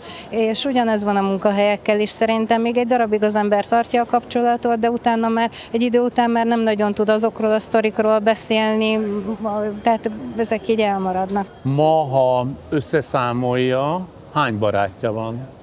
Hát szerintem 4-5-öt biztos fel tudnék sorolni. Milyen feltételeknek kell megfelelni ahhoz, hogy valakit a barátjául fogadjon? A bizalom, oda-vissza, az érdeklődés egymás iránt, az érdeklődési kör is szerintem valamennyire, meg az, hogy az ember komfortosan tudja magát érezni, tehát hogy önmagát tudja adni annak a társaságában, akivel barátkozik. Nagyon érdekes, mert kicsit még visszamennék az időben. Én minden nap 10 kilométert szoktam legyalogolni, és az útvonalamon volt egy kutyus, és abba a kertbe lakott 2 cica. Na most rólam tudni kell, hogy én nem szeretem a cicákat, mert szerintem kétszínűek, harapnak és karmolnak, és az így túl sok egyszerre. De a 2 cica látva, hogy mennyire jó barátságban vagyok a kutyussal, neki annyira megtetszett, és annyira megirigyelték, hogy addig járkáltak körülöttem, hogy csak kiharcolták az érdeklődésemet, és amikor látták, hogy kanyarodok az utcába, mert már minden este nagyjából tudták, hogy mikor fogok arra jönni, akkor már úgy szaladtak hozzám üdvözölni, mint a kutyák. És hát ez több éve tartó barátság, tehát amikor tehetem, és amikor Pesten vagyok, akkor mindig látogatom a cicákat. A másik ilyen különleges barátság, az pedig Füreden szövődött. Én nagyon szeretem a hattyúkat. Évek óta járok le Füredre, 2 szenvedélyemet próbálom ott kielégíteni. Az egyik a fotózás, mert nagyon szeretek fotózni, és hát Balatonfüred csodálatos, meg igazából az egész Balaton, és a másik pedig a hattyúzás. Mit jelent az, hogy hattyúzás? Hát a hattyúk látogatása a parton. Hattyúk látogatása a parton? Igen. Hát kifejezetten azért leutazik Balatonfüredre, hogy meglátogassa ott a tó szélén kacsázó, vagy hogy szokták mondani, hattyúzó hattyúkat? Hattyúzó hattyúkat, igen.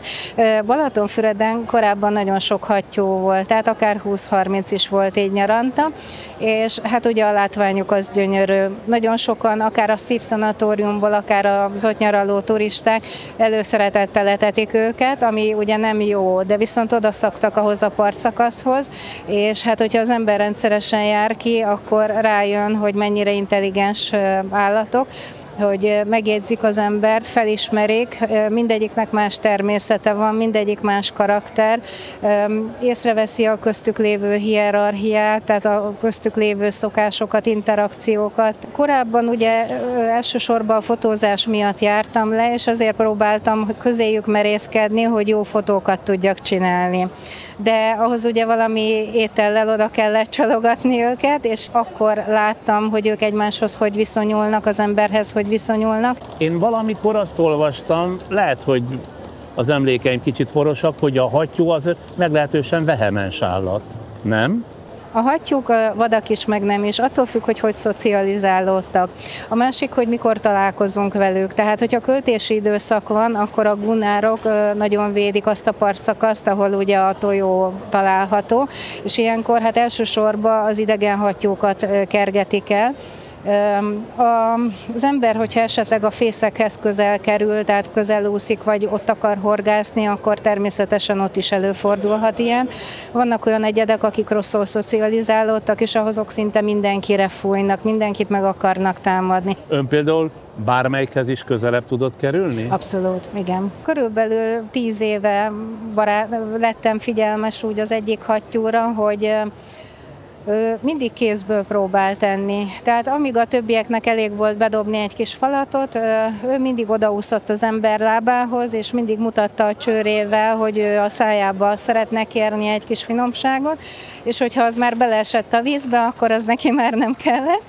Egyszer én kifejezetten kis hattyúkat mentem fotózni, lemásztam a kövekre, ugye az anyuka nagyon figyelte a kicsiket a nádas mellett, és hát próbáltam minden mozdulatommal úgy közeledni, hogy nehogy támadásnak vegyék, tehát hogy ne ijesszem el őket, az anyuka nyugodt maradjon, de hát az anyuka nem maradt nyugodt, úgyhogy kitárta a szárnyait, és így elindult az akkor volna a támadás felé. ele? Hát mert védte a gyerekeit, persze. És mellettünk úszkált egy másik felnőtt hattyú, és abban a pillanatban, hogy az anyuka így kitártotta a szárnyait, kinyitotta a szárnyait, abban a pillanatban az a másik hattyú, akiről még nem tudtam, hogy kicsoda, mert aznap mentem le, valamit így odafújt anyukának. Anyuka visszazárta a szárnyait, és még egyet fújt rám, hogy de azért szemmel tartalak. És utána, amikor odaúszott hozzám ez a hattyú, akkor láttam, hogy hát igen, ő a régi ismerősöm, aki minden évben engem megismer, és aki mindig úgy kéri, hogy a csőrébe adjam a finomságot. Úgyhogy döbbenet volt, hogy én abba az évben először mentem le, ugye, és még én sem ismertem őt meg, és ő meg már közben rászólt a feleségére, hogy ismerős. Viszont 4 évvel ezelőtt, amikor a járvány miatt leköltöztem Füredre, akkor februárban figyelmes lettem egy még szürke gyerekhattyúra. Akkor 9 hónapos lehetett körülbelül, és mindig, amikor meglátott engem a vízbe, akkor vagy igyekezett odaúszni a partra, vagy hogyha olyan partszakaszon találkoztunk, akkor mindig kijött a szárazföldre. De ez már egy másik hattyú volt. Ez már egy másik hattyú, igen. És hát vele kezdtem el barátkozni, addig nem adtam a hattyúknak nevet, de ezzel a hattyúval így játék közben volt, hogy néha eldurvult, és már nagyon megcsípett, vagy nagyon meghúzta a hajamat. És valami történt. Ezt mind hagyta? Muszáj volt. De hogy nem fél tőlük? Gyerekeknek is hagyjuk, hogy bármit megcsináljanak, vagy a gyerekkutyának is, a kölyökkutyának is, tehát ugyanúgy én tudtam, hogy egy gyerekkel van dolgom. Azért 1-2 fokkal a hattyú veszélyesebb, mint egy kölyökkutya. Ő nagyon intelligens, tehát ő pontosan tudta, hogy amíg a karomat csipkedheti, az arc az tabu. Tehát a arc az abszolút tabu volt, tehát neki eszébe nem jutott az orromba belecsípni a fülembe. Neki? Nem, egyszerűen valahogy tudta, tehát érezte, hogy nekem az a területem, amihez nem szabad hozzányúlni. És egyszer valamit rosszalkodott, és úgy valahogy lendületből rászóltam, hogy kishölgy, ezt nem szabad. De így kiszaladt a számon, és akkor így lett ő a kishölgy. Mai napig, ha lejár a Balatonra, akkor találkozik a kishölgyel? Füredről sajnos el lett kergetve, és például amikor ő március-április környékén végleg eltűnt Füredről, akkor ő még szürke volt. És augusztusban egy egészen másik partszakaszon, Balatonfüreden, amikor kiértem a partra, láttam, hogy ott van egy magányos fehér hattyú, és éppen tollászkodik. És valahogy éreztem belülről, hogy az a kis hölgy. Pedig hófehér volt, ugye én egy kis plüss szürkét kerestem. Ja, közben vedlett. Igen, levedlett. És rám nézett, én szóltam neki, és ő visszaszólt, és már jött is hozzám. És annyira boldog voltam, és egészen máshogy nézett ki. Hófehér volt. Mit jelent az, hogy szólt neki? Hát általában tehát így szoktam hívni, mert valahogy igen, cuppogással, mert valahogy nagyon odafigyelnek, tehát ez valószínűleg olyan hangfrekvencián szól hozzájuk, hogy rögtön elkezdenek figyelni, és mivel ugye amíg ismerkedtünk az első pár hónapban, nagyon sokszor próbáltam úgy szólni hozzá, és ugye megtanultam. Így cuppogva. Igen. Ez a hattyúnyelv. Igen, ez a hattyúnyelv. És ugye amikor ő ezt hallja, ő tudja, hogy ugye én vagyok, köszönök, hogy ki kell jönni a partra, és figyelni kell. Ugye a kishölgyel is, amikor az elején, az első pár hónapban ismerkedtünk, volt olyan 10-15 perc, amikor csak néztük és figyeltük egymást.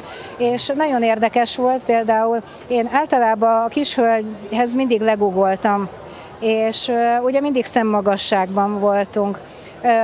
És volt olyan, amikor valahogy, nem tudom, elfáradt a térdem, és felültem ott valami dobozszerűre, ami éppen ott volt a kikötőbe, de akkor már ugye feljebb kerültem. És oda totyogott hozzám a kishölgy, és így ilyeneket csinál.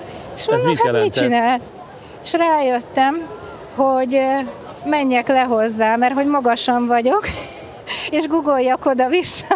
De mire én erre rájöttem, szegény már a nyaka is biztos besibbadt, és legugoltam mellé, és utána abba hagyta ezt. Mind a mai napig tart a barátsága a kishölgyel? Már sokkal nehezebb őt megtalálni, mivel ugye Füredről ő el lett kergetve. Ilyenkor körülbelül májusig, júniusig Tihanyban szokott előfordulni, de elég hosszú az a partszakasz, tehát nagyon nagy szerencse kell ehhez, hogy az ember megtalálja. Ön van, amikor autóba ül és direkt keresi? Nincs autóm, leszállok a buszról, a volánbuszról, és a kikötőtől egészen a Gödrösig végig sétálok, de volt már, hogy egészen Füredig végig sétáltam. Hát hány kilométer? Nem tudom. Jó sok, 10-15. Igen. Végig sétálja a part mentét csak azért, hogy megtalálja a kishölgyet? Hogy megtaláljam a kishölgyet, igen. Akkor hát pár hete is ugye ez történt, de akkor sajnos nem jártam szerencsével. Akkor ez egy hatalmas barátság lehet, igen, hogyha ön ennyire ragaszkodik. Nagyon, nagyon. Én annyira közel engedtem őt, amikor például befagy a Balaton, nekem rögtön az jut az eszembe, hogy olyan partszakaszon legyen, ami nem fagy be, hogy biztonságban legyen. Amikor látok ilyen damilba tekeredett hattyút, mindig abban reménykedek, hogy a kishölgy nem kerül soha ilyen helyzetbe. Már az első pillanattól kezdve olyan aktív kommunikáció alakult ki köztünk, hogy valahogy nagyon gyorsan megléptük ezeket a lépcsőfokokat. Tehát ugye a hattyúkhoz nem lehet hozzáérni, mert ők nem szeretik az embernek az érintését. Én megpróbáltam megérinteni, rögtön oda nézett, az ott mi volt az az érzés, és utána valahogy tetszett neki. Utána még többször hozzáértem, utána már próbáltam megsimogatni. Utána eljutottunk odáig, hogy ő jött oda hozzám, és volt olyan, amikor a nyakát így az én nyakam köré tekerte, és akkor meg tudtam őt ölelni. Volt olyan, amikor egymás mellett ültünk, tehát én ültem a padon, ő meg mellettem, és simogattam így a hasát. És amikor abba hagytam, akkor fogta a csőrével és visszahúzta, hogy továbbra is folytassam a simogatást. Féltékeny volt, tehát hogyha mással voltam a parton, neki az nem tetszett, hogy én mással kommunikálok. Volt olyan, amikor nyári lúd fiókákat találtunk, és próbáltuk őket összeterelni, és valahogy kitalálni valami mentési tervet, és ugye akkor ott volt a kis hölgy is, és halálosan meg volt sértődve, vagy nem vele foglalkozom. Miből vett észre, hogy meg van sértődve? Hát ő ugye akkor ilyen kedvetlen lett, meg elhúzta a nyakát, állandóan próbálta megcsípni a kis nyári ludakat, tehát annyira egyértelmű volt, hogyha más emberrel mentem, akkor is képes volt kijönni a vízből, köszönni, és már ment is vissza, mert hogy nem vele foglalkoznak. Tehát, hogy a figyelmem 100%-án osztozik. Igen. Volt olyan, amikor más hattyút próbáltam etetni, és az nem tetszett neki. Tehát ő mindenkit körülöttem elzavar. És annak idején, amikor ő még fiatal volt, akkor ugye őt kergették el. De most már ereje teljében lévő hatalmas hattyú, ugye, és most már ő a domináns, tehát a közelembe más hattyú egyszerűen nem jöhet, mert abban a pillanatban így megemeli a szárnyait, és akkor futás van. Tudom, hogy most Tihanyban van, de én tavaly novemberben láttam utoljára. Hát igazából már várom a június-júliust, amikor elkezdődik a strandszezon, mert neki van egy fix strandja, ahol boldogítja az ott nyaralókat, és akkor ott meg tudom látogatni. És ilyenkor nagy az egymásra találás, amikor kimarad egy téli szezon, de nyáron ismét találkoznak? Hát először látom rajta, hogy be van sértődve, hogy hol jártál, hogy én hol jártam, ugye? Akkor utána már jön az ölelés, akkor jön a bújás, akkor jön a csipkedés, akkor volt olyan, amikor meglátogattam őt a strandján, és már mentem volna el, és akkor jött utánam, és a nadrágszáramat húzogatta, hogy el ne menjek. Hitte volna, hogy túl a házi állatokon létezik ilyen barátság ember és állat között? Szerintem nem kell annyira meghúzni a határt az emberek és az állatok között, mert ez két lélekről szól tulajdonképpen. Az állatoknak is van lelke, az embereknek is van lelke, és két lélek az minden körülmények között megtalálja egymást, hogyha hasonló beállítottságú, és ki tudja fejezni a szimpátiáját. És lehet, hogy én most ember alakban vagyok, a kis hölgy pedig hattyú alakban, viszont megtaláltok egymást. We need to stay strong, and as time goes by, we get settled in our ways. No matter how hard we try, the feeling stays. Don't want nobody else around. When I'm with you, baby, nothing really matters. So like baby, there's no doubt. Spending hours over at your place. Every night, hold me tight in your arms. Wanting more of you. Do you feel it too?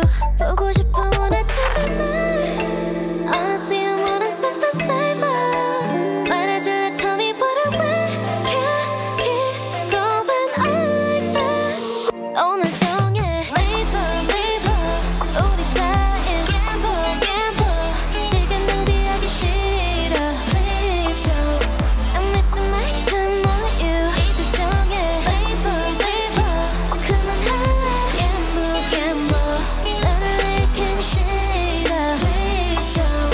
I'm missing my time on you. What do I gotta do to make you see? Want you to be with me endlessly, but forever till we part ways. Hope it's not too soon. Nos, ezek voltak a beszélgetések az utcai kanapéról 2025 áprilisában. Aki szeretne ilyen és ehhez hasonló utcai műsorokat, utcai podcasteket a jövőben is látni és hallani nálunk, kérjük támogassa műsorkészítésünket, mert azért azt meg kell mondjam, csak halkan, egy ilyen külső helyszínen készülő összeállítás nem kis kiadás, legalábbis egy podcast költségvetéséhez képest. Kívánságok maguktól nem válnak valóra. Raiffeisenbank. Váltsd velünk valóra! A jövő csütörtökön, mához egy hétre, pedig este 8 órakor ismét a Lakatos Labor jelentkezik, a február eleje óta tartó sorozatunk immáron 7. részével. Itt minden esetben, így ezúttal is az egészségünk védelmének, karbantartásának fontosabb aspektusairól beszélgetünk, igen különböző témákat felsorakoztatva. A jövő csütörtök este felkerülő epizódban például arról lesz szó, hogy miért szükséges, miért kell aludnunk. A sorozat állandó házigazdája Lakatos Péter belgyógyász professzor mellett ezúttal jelen lesz a téma specialistája, Purebl György pszichiáter is. Most rövid részletet adunk ebből a jövő csütörtöki beszélgetésből. Hányféle alvási probléma létezik? Például az éjszakai felébredés és az, hogy nehezen alszunk el. 88 féle. Az alvászavarok nemzetközi osztályozása szerint azért 3 nagy csoport van, ugye a inszomnia, amiről beszéltünk, amikor nem tudok elaludni, vagy nem tudok visszaaludni. Az éjszakai felébredés az nem betegség, az természetes, mindnyájan fölébredünk éjszaka 3-4-szer.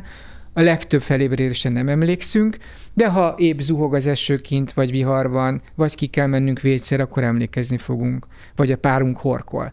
De legtöbbre nem emlékszünk, ezt mikroébredésnek hívjuk emiatt. Nem ezzel van a baj, hanem ha vissza tudunk aludni, akkor rendben van a baj, ha nem tudunk ebből visszaaludni. A másik ugye az alvásfüggő légzőzavarok, a harmadik az alvásfüggő mozgászavarok, amikor alvás alatt olyan mozgások történnek, ami miatt aztán végülis nem fog tudni aludni. Akkor van a narkolepszia, ez a furcsa összekeveredése az alvásnak, az éberlétnek, meg az álomlátóalvásnak. Mikor olyan levegéses a dolog. Nem tudom, hogy ébren vagyok, vagy alszom. Pontosan, tehát ez ugye az embernek ez a 3 fő tudatállapota, az alvás, az álomlátóalvás és az éberlét, ez egy nem ilyen szép sorrendben történik, hanem mozaikszerűen, teljesen esetlegesen. Ez lesz tehát a téma, csak persze sokkal részletesebben a Lakatos Laborban a jövő csütörtök este 8 órakor. De addig is hadd hívjam fel a figyelmüket a pár hete kelt korábbi podcastjeinkre, például a Trump nyomán felfordult világról szóló márciusi beszélgetésünkre Buda Péter nemzetbiztonsági szakértővel, igen, sokrétű beszélgetés volt ez, vagy a hazai rapzene egyik legmeghatározóbb alakjával, a fiatal közönség nagy kedvencével, a Pogány Indulóval készült podcastünkre, amelyben egészen eredeti oldalairól ismerhették meg Szirmai Marcelt, ez az ő valóságos neve, mármint Pogány Induló valóságos neve, de ajánlom figyelmükbe a pár hete a csillagászat és az űrkutatás aktuális kérdéseiről szóló beszélgetésünket is Sárnecki Krisztián csillagásszal. És ha ezeket már látták vagy hallották, ne feledjék, ott van a Friderikus Podcast YouTube oldalán 341 archívanyagunk is, amelyeket annak idején még a tévézés hőskorában készítettem. Legközelebb pedig friss beszélgetéssel itt, ezen a csatornán, én magam előreláthatólag május 1-én csütörtök este 8 órakor jövök.